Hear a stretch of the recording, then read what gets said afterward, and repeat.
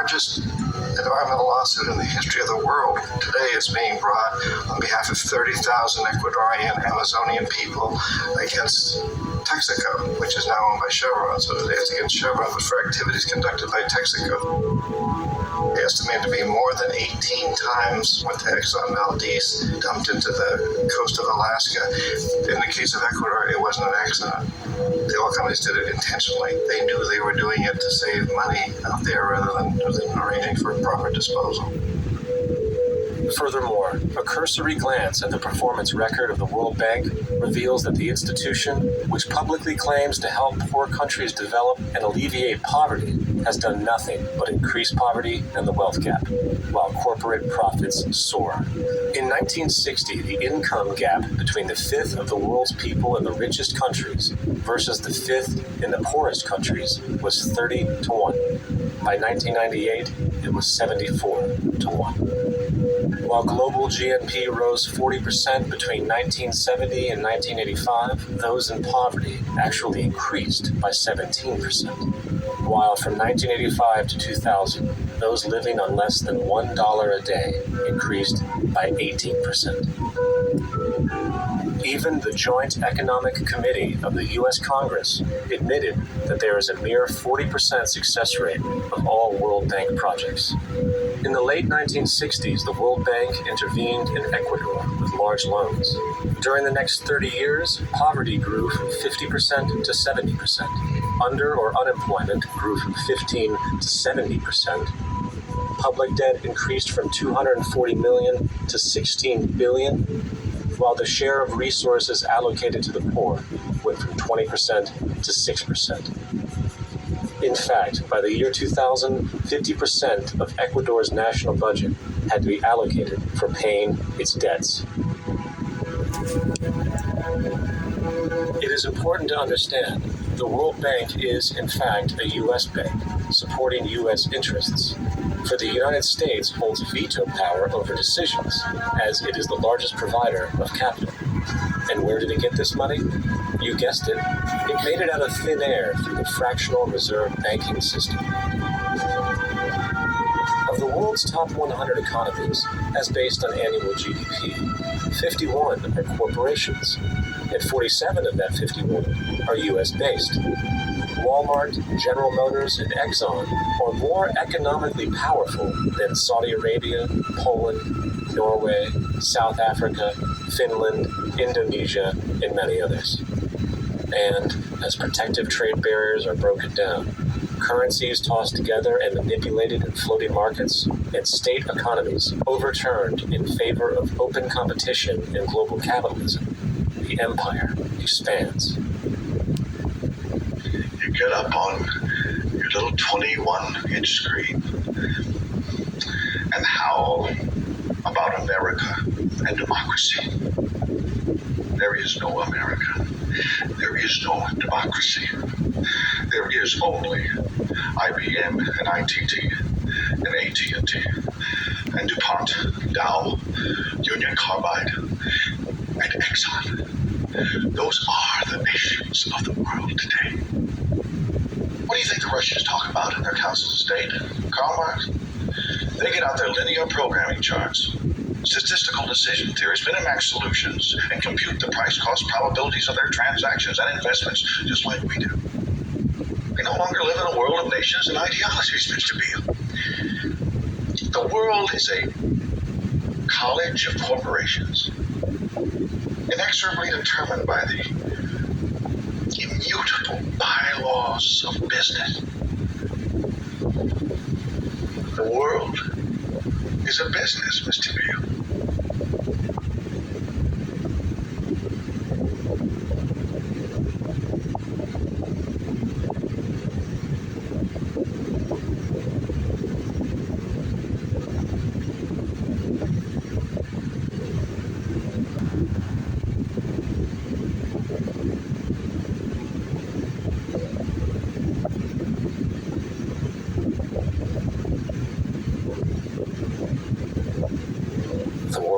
Is being taken over by a handful of business powers who dominate the natural resources we need to live while controlling the money we need to obtain these resources.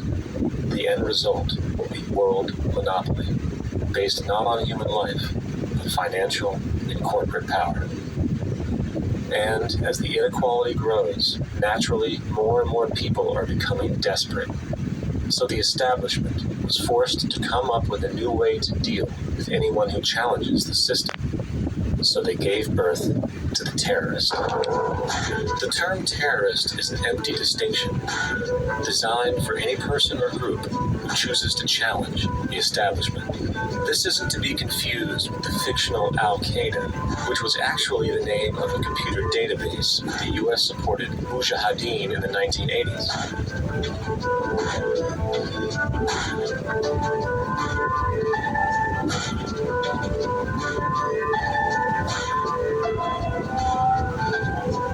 In 2007, the Department of Defense received $161.8 billion for the so-called global war on terrorism. According to the National Counterterrorism Center, in 2004, roughly 2,000 people were killed internationally due to supposed terrorist acts. Of that number, 70 were American. Using this number as a general average, which is extremely generous, it is interesting to note that twice as many people die from peanut allergies a year than from terrorist acts.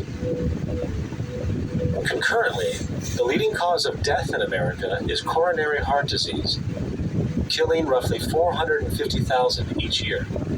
And in 2007, the government's allocation of funds for research on this issue was about $3 billion. This means that the U.S. government in 2007 spent 54 times the amount for preventing terrorism than it spent for preventing a disease which kills 6,600 times more people annually than terrorism does. Yet, as the name terrorism and Al-Qaeda are arbitrarily stamped on every news report relating to any action taken against U.S. interests, the myth grows wider. In mid-2008, the U.S. Attorney General actually proposed that the U.S. Congress officially declare war against the fantasy. Not to mention, as of July 2008, there are now over 1 million people currently on the U.S. terrorist watch list. These so-called counterterrorism measures, of course, have nothing to do with social protection, and everything to do with preserving the establishment amongst the growing anti-American sentiment, both domestically and internationally, which is legitimately founded on the greed-based corporate empire expansion that is exploiting the world. The true terrorists of our world do not meet at the docks at midnight or scream Allah Akbar before some violent action. The true terrorists of our world wear $5,000 suits and work in the highest positions of finance, government, and business. So, what do? How do we stop a system of greed and corruption that has so much power and momentum? How do we stop this aberrant group behavior which feels no compassion for, say, the millions slaughtered in Iraq and Afghanistan, so the corporatocracy can control energy resources and opium production for Wall Street profit?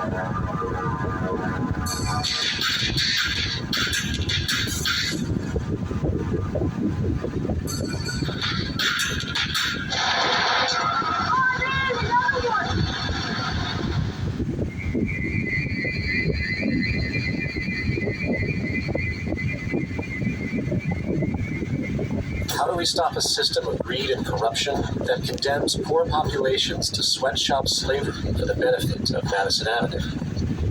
Or that engineers false flag terror attacks for the sake of manipulation? or that generates built-in modes of social operation which are inherently exploitative, or that systematically reduces civil liberties and violates human rights in order to protect itself from its own shortcomings. How do we deal with the numerous covert institutions, such as the Council on Foreign Relations, the Trilateral Commission, and the Bilderberg, and other undemocratically elected groups which, behind closed doors, collude to control the political, financial, social, and environmental elements of our lives? In order to find the answer, we must first find the true underlying cause. For the fact is, selfish, corrupt, power, and profit-based groups are not the true source of the problem. They are symptoms.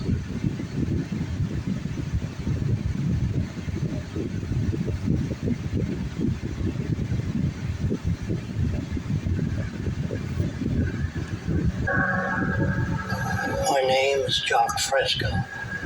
I'm an industrial designer and a social engineer. I'm very much interested in society, in developing a system that might be sustainable for all people. First of all, the word corruption is a monetary invention. That aberrant behavior that's disruptive to the well-being of people. While you're dealing with human behavior. And human behavior appears to be environmentally determined, meaning if you were raised by the Seminole Indians as a baby, never saw anything else, you'd hold that value system. And this goes for nations, it goes for individuals, for families. They try to indoctrinate their children to their particular faith and their country and make them feel like they're part of that. And they build a society which they call established. They establish a workable point of view and tend to perpetuate that, whereas all societies are really emergent, not established. And so they fight new ideas that would interfere with the establishment. Governments try to perpetuate that which keeps them in power. People are not elected to political office to change things. They're put there to keep things the way they are. So you see, the basis of corruption is in our society. Let me make it clear. All nations then are basically corrupt because they tend to uphold existing institutions.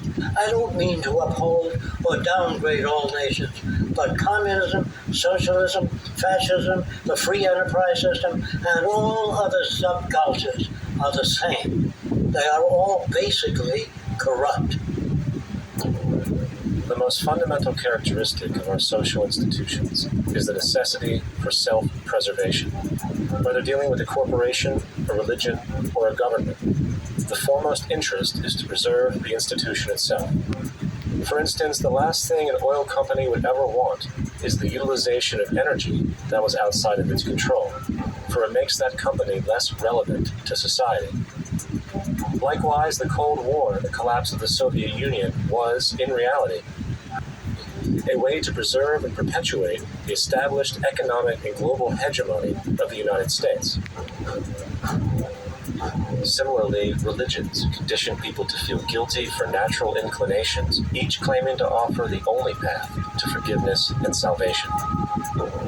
At the heart of this institutional self-preservation lies the monetary system, for it is money that provides the means for power and survival. Therefore, just as a poor person might be forced to steal in order to survive, it is a natural inclination to do whatever is needed to continue an institution's profitability. This makes it inherently difficult for profit-based institutions to change, for it puts in jeopardy not only the survival of large groups of people, but also the coveted materialistic lifestyles associated with affluence and power. Therefore, the paralyzing necessity to preserve an institution, regardless of its social relevance, is largely rooted in the need for money or profit.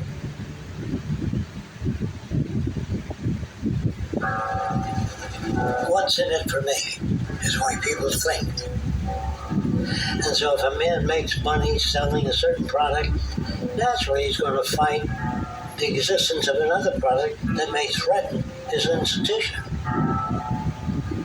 Therefore, people cannot be fair, and people do not trust each other.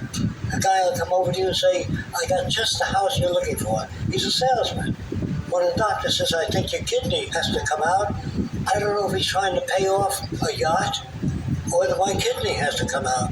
It's hard in a monetary system to trust people.